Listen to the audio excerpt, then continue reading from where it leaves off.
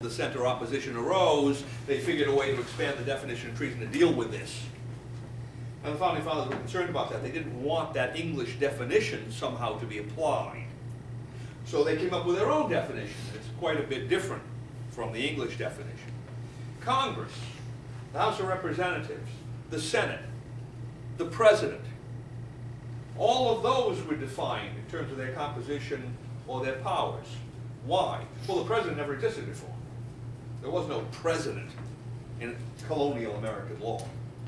There was a Congress under the Articles of Confederation, but it was quite different from the Congress that the Constitution created in terms of its powers, in terms of how the representatives were chosen, and the fact that it was made up of two houses, the House of Representatives and the Senate. So they had to define that Congress to make it clear that it was different from this other Congress.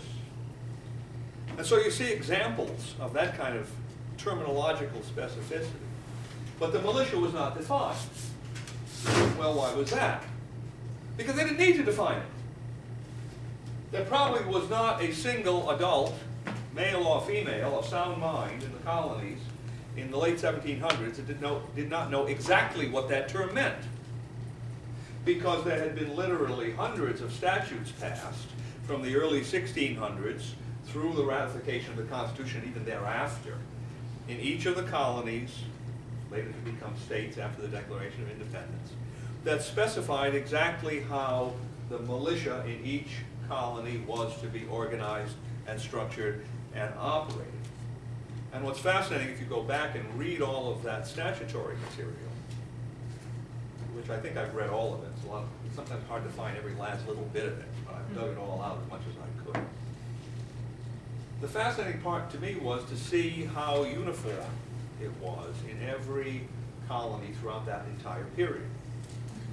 By the late 1600s, they had hit upon a formula, and that formula was simply applied over and over again in every colony. They kept passing these laws every few years. And it was the one then that was adopted by the Constitution, because if you want to know what that word means, you have to look at prior facts and law, because that's really a legal term. Militia refers to a specific institution. And it's spelled out in these statutes. Now, these statutes organized, at that time, the adult free male population. Remember, they had women. But the women were not legally emancipated.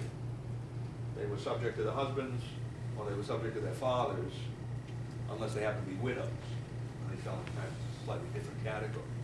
But they were legally emancipated, and the social mores of the time did not accept the idea that women would be engaged in quasi-military activity bearing arms. So they excluded all the women, essentially.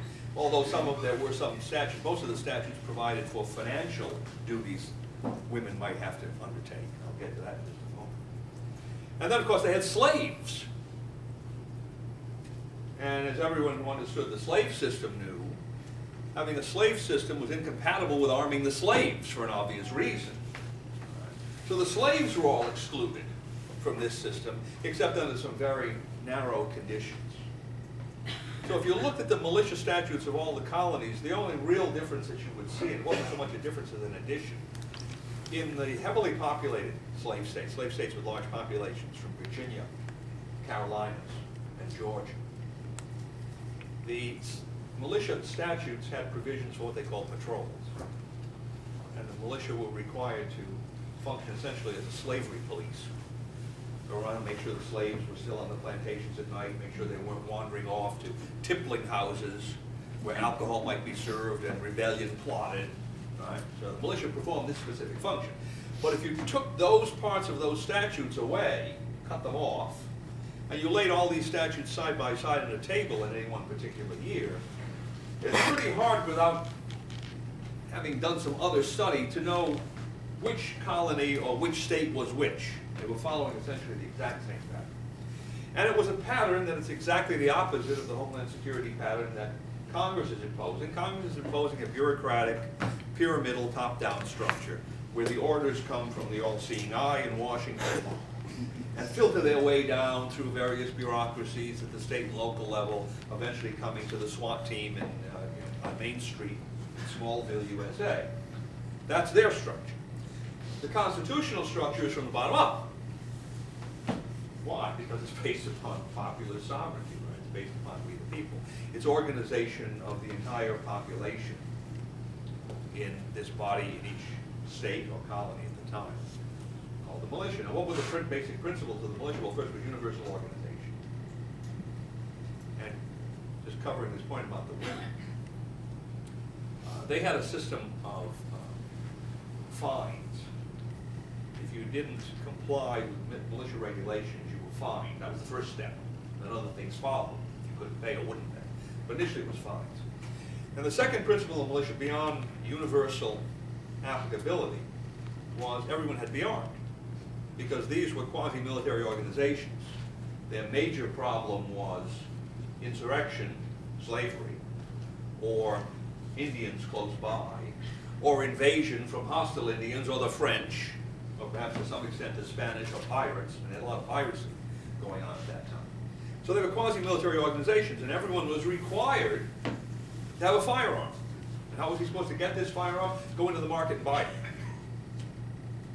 Within so many days, your 16th birthday or so many days of your residence in this colony, you have to provide yourself with a firearm, and typically that was purchased. If you were too poor to buy one, they'd get you a job, or if you were a farmer, they'd sell your produce. There were different methods for raising money for the individual. And if you were really too poor, if you were unemployable, then the town, through taxes, or the militia, through its fines, would buy a firearm and give it to you. And that included as well ammunition. And they might, in some instances, require you to have a bayonet or a tomahawk or a saber, depending on whether you're the cavalry or the infantryman. There's a whole list of equipment, accoutrements as they call them. And these were to be kept in your personal possession at home, to be used whenever you might be called out for militia service. So their form of gun control was a bottom-up gun control. Everybody had a gun. All right? So if you look at the Second Amendment, just to make a quick aside here, all those people who talk about the Second Amendment as protecting an individual right have it exactly upside down. The Second Amendment is based on an individual duty to have a gun, because it's tied to this concept of the militia. All right? You read that amendment, a well-regulated militia being necessary to the security of the free state. Stop right there. What's the purpose of that amendment? It's the free state. All right? If we could do it without the right to keep and bear arms, we'd still want the free state. How do we get the free state? By having this thing called a well-regulated militia. What is this right to keep and bear arms? It's something that gives us a well-regulated militia that allows us to have the free state. Simple, right? Wrong. Every gun rights organization in this country comes at it in the opposite direction. So it's really not that simple. Maybe they did need to go to Harvard after all. But I don't think so. But in any event, gun control in those days was from the bottom up. Everyone had to have a gun. If you didn't have a gun, what happened to you? You were fined. They would send people around on a regular basis, a sergeant or a corporal or a cornet or an ensign or whatever, some lower level officer, and they'd hold what was called a sight, S-I-G-H-T. They'd come to your house and knock on the door. Let me see your musket, your ammunition, your tomahawk, whatever. And for each one of those pieces of equipment that you didn't have, there was a specific fine in most of these statutes, so many shillings. And they went up, of course, during periods of warfare. So everyone was required to have this equipment. If he didn't have it, he'd pay a fine. Now, this is how the women fit in. Because most militias ran from 16 to 55 or 60. Massachusetts was 15. And that was based upon ability. By the time you became 15 or 16 years old, you were considered, at least physically and morally, to be an adult. You could be hanged for committing a felony.